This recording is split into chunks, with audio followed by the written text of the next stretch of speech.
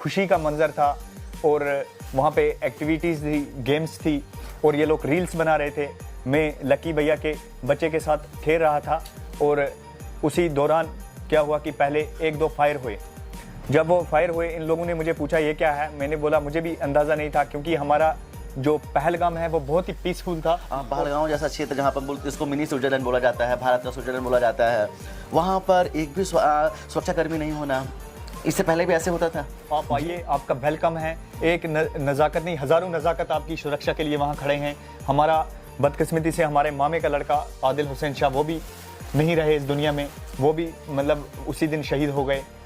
और एक आदिल गया, हज़ारों आदिल खड़े हैं, हज़ारों नज़ाकत खड़े हैं वहाँ आपकी। आप मतलब आइए, और ये गिरदर धमकियों से कोई नहीं डरता। क्योंकि हमारी मिसेस से भी वहाँ उस समय इंटरव्यू किया गया कि उनसे मैं घर में नहीं था उस समय, उनसे यही पूछा गया कि आप क्या बता रहे हो इस बारे में, लेकिन उन्होंने यही बोला कि हमको अपने बच्चे से प्यारे वो बच्चे हैं जो हमारा नाम लेके वहाँ कश्मीर में हमारे पास आए। पहलगाम में जब बैसरन में ये इंसिडेंट हुआ उस समय हम आधे रास्ते में कहीं जा रहे थे किसी के घर में। जब हमें पता चला ये बात हो गई तो हम सीधा अपनी गाड़ी लेके उस आग में जाके कूदे। इनको हमने सेफली वहाँ से साथ में रहे, इनकी गाड़ियाँ बीच में रही, हमारी एक गाड़ी आगे रही और नज़ाकत जी की गाड़ी पीछे पीछे रही, मतलब साथ में रह के हमने इनको सेफली श्रीनगर के लिए भिजवा दिया। फिर उसके बाद इनको हमने बड़ा ज़ोर किया था कि आप हमारे घर में आइए, लेकिन हिम्मत नहीं थी और उस समय ऐसे ये माहौल, हाँ हालात नहीं थे, माहौल नहीं थे। हम सोचे कि अगर हम कितना अच्छा खाना भी खिलाते हैं लेकिन इनके मन में कुछ अभी डर खौफ है।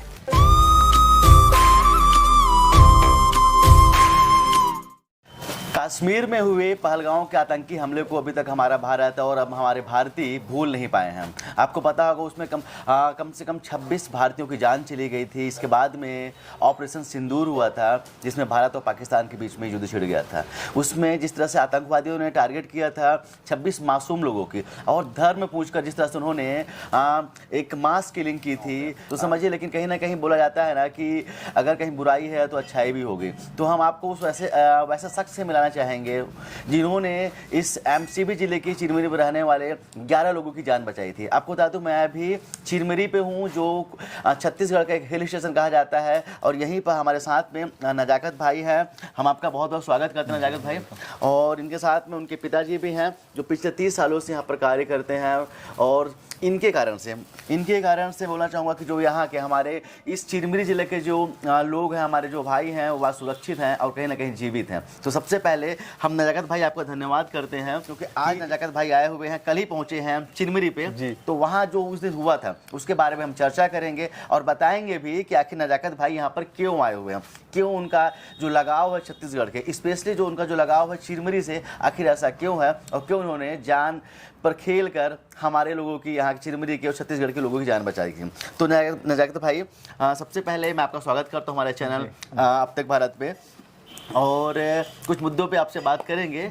अच्छा, ये बताइए क्या हुआ था एक्चुअली उस दिन, जिस तरह से जो हमारे यहाँ जब यहाँ के लोग गए थे, छत्तीसगढ़ के जो लोग गए थे, 4 फैमिली थी, कपल्स थे, उनके 3 बच्चे थे, क्या हुआ था एक्चुअली उस दिन घटना पूरी? जी, सबसे पहले आपका शुक्रिया, आप आए, और यहाँ के छत्तीसगढ़ के लोगों का बहुत बहुत शुक्रिया जिन्होंने हमको प्यार दिया और हमारा वेलकम किया।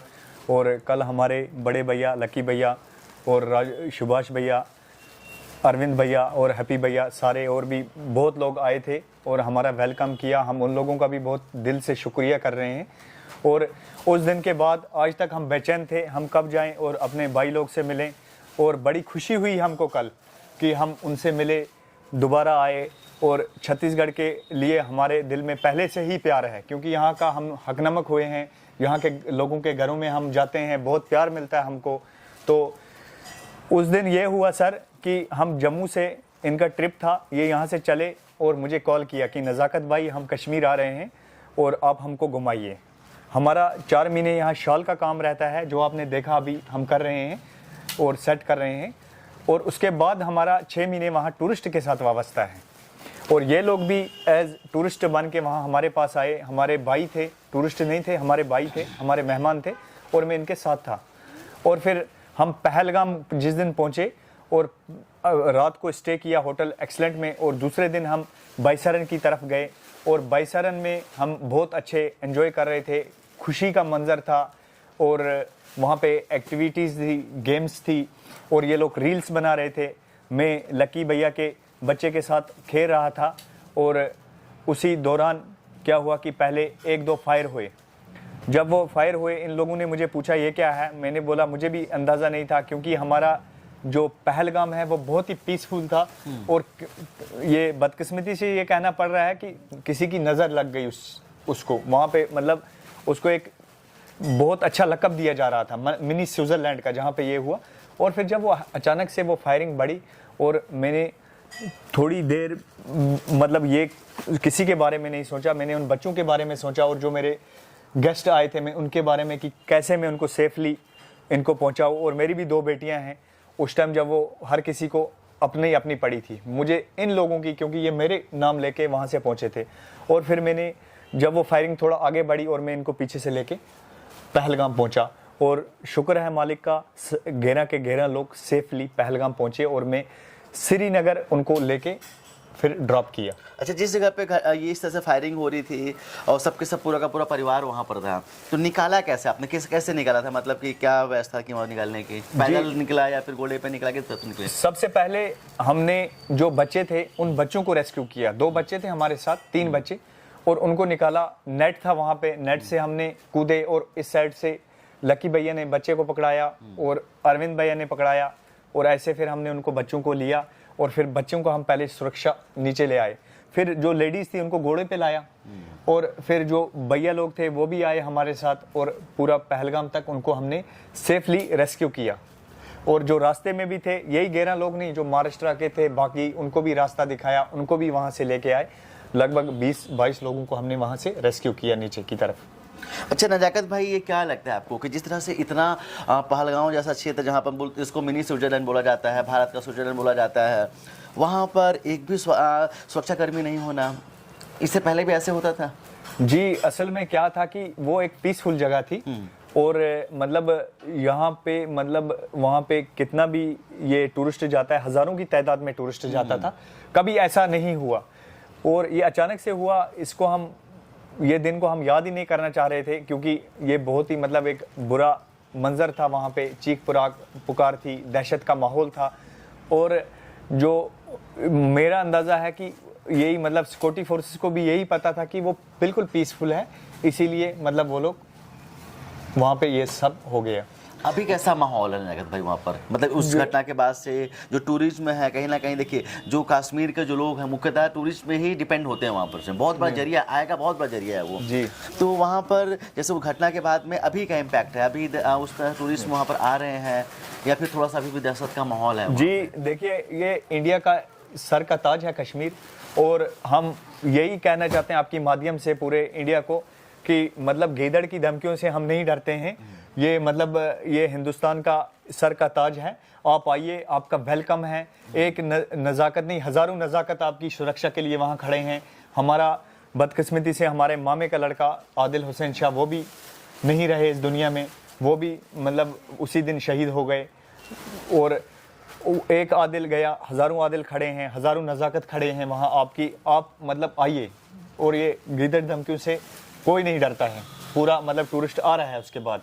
अच्छा, जिस तरह से एक जो प्रोपेगेंडा फैलाने की कोशिश की गई, जिस तरह से आतंकियों के द्वारा जी जी कि धर्म पुरुष के मारना, मतलब कहीं ना कहीं देश के अंदर में आपसी जो सौहार्द है, जो हमारी और आपकी जो एकता है, उसको खंडित करने का जो प्रयास किया गया था। लेकिन इसके बाद में जिस तरह से हमने देखा था कि जिस तरह से कश्मीर के लोग जो एकजुट होकर वहाँ पर सामने आए और सबने बोला था कि ये जो आतंकियों का जो मंसूबा है वो हम उसको कामयाब नहीं होने देंगे। और आप हम सब लोगों ने मिलकर, और खासकर कश्मीर के लोगों ने मिलकर एक मैसेज दिया था, पूरे भारत को पैगाम भेजा था कि हम सब आपके साथ में खड़े हैं। और शायद तक से जितने भी कश्मीरी थे, सब ने वहाँ के जो टूरिस्ट थे उनको बचाने की कोशिश की थी। बिल्कुल बिल्कुल। तो जो आतंकियों का जो मंसूबा था, उसके बाद से क्या लगता है कि भारत हमारा और एकजुट हो गया वहाँ से? जी जी, देखिए कोई भी हमारे भाईचारे को नहीं तोड़ सकता है।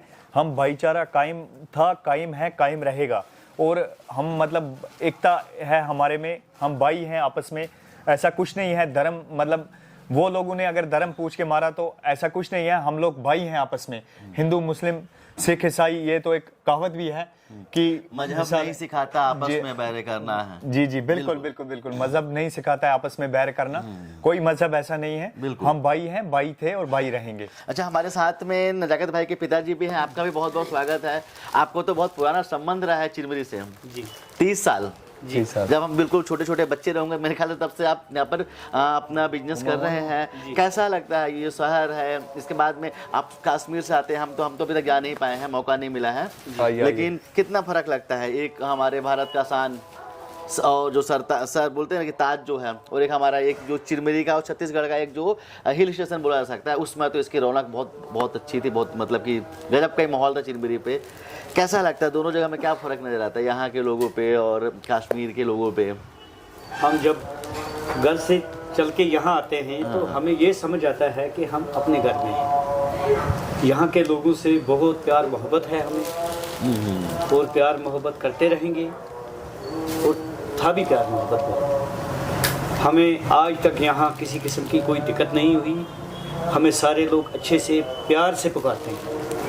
धंधा तो अपनी जगह है, लेकिन हमें उसके बावजूद हमारा व्यवहार ऐसा है या यहाँ के लोगों का ऐसा है कि जो हमारे कहने पे हमारे पास कश्मीर में आते हैं, क्योंकि बड़े बड़े जज साहब, बड़े बड़े सबेरिया जीएम डायरेक्टर साहब, यहाँ एक बहुत बड़े डायरेक्टर साहब नागाचारी साहब थे, और वो हमारे घर में हर साल आते हैं। अच्छा, उनका डिनर लंच हमारे घर में एक बार ज़रूर होता है। तो हम इस चीज़ को ना भूले हैं ना भूल सकते हैं, और हम वैसे ही वेलकम करते रहेंगे। ये लोग आएँ, सारे लोग आएँ, हिंदू मुस्लिम सिख ईसाई सब आपस में भाई भाई। देखो, मज़हब नहीं सिखाता आपस में बैर रखना, क्योंकि हमें बहुत बहुत खुशी इस बात की हुई, फ़ख्र है हमें कि हमारे बेटे ने ये एक हमारी इज़्ज़त रखी, हमारी शान है ये कि हमारे, जबकि हमारी मिसेस से भी वहाँ उस समय इंटरव्यू किया गया कि उनसे मैं घर में नहीं था, उस समय उनसे यही पूछा गया कि आप क्या बता रहे हो इस बारे में, लेकिन उन्होंने यही बोला कि हमको अपने बच्चे से प्यारे वो बच्चे हैं जो हमारा नाम लेके वहाँ कश्मीर में हमारे पास आए। और हकीकत सही जो है यही है। उस समय जब ये पहलगाम में, जब बैसरन में ये इंसिडेंट हुआ, उस समय हम आधे रास्ते में कहीं जा रहे थे किसी के घर में, जब हमें पता चला ये बात हो गई तो हम सीधा अपनी गाड़ी लेके उस आग में जाके कूदे, हम और हमारी मिसेस दोनों। उस वक़्त हमने बोला लकी जी को, और इनकी वाइफ थी, और हमारी मिसेस ने इनके साथ मतलब सहयोग किया, और वो मतलब बहुत कम जानते थे, आपस में मेल मिलाप हुआ, और इनके कुछ पहचान वाले वहाँ एक कैप्टन साहब भी आ गए, और मैं भी इंडियन आर्मी कॉन्ट्रैक्टर हूँ, तो हमारे पहचान के भी सारे लोग आ गए, और इनको हमने सेफली वहाँ से साथ में रहे। इनकी गाड़ियाँ बीच में रही, हमारी एक गाड़ी आगे रही, और नज़ाकत जी की गाड़ी पीछे पीछे रही, मतलब साथ में रह के हमने इनको सेफली श्रीनगर के लिए भिजवा दिया।